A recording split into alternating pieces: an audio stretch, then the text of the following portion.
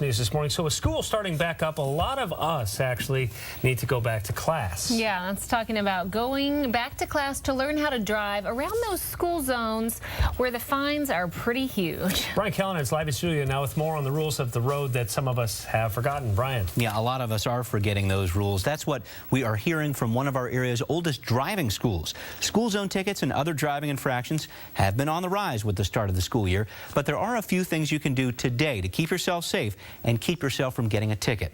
I talked with instructor J.C. Fawcett from Defensive Driving School out in Bellevue.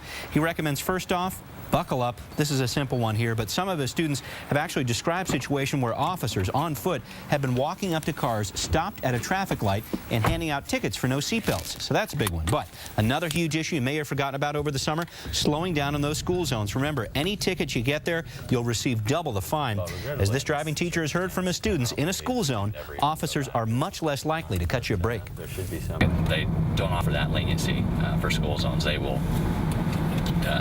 stick you for what it's supposed to be, and then they'll double it. So they want to leave a lasting impression that you don't speed through a school zone.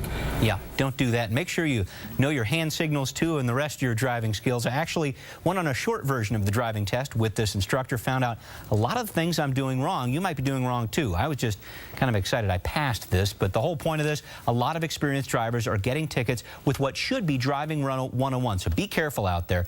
Look for more information at Q13Fox.com. You'll see a link to this driving school as well, which you might need depending on how serious your traffic ticket is. Sometimes it's a court-ordered thing, so check it out and make sure you're careful out there. So you say those traffic ticket fines around the school zones are a lot higher. Yeah. How much higher, and what's the rationale? Just so people pay more attention? Yeah, a lot of times they're double what the normal fines are there. And this is really a basic safety issue here.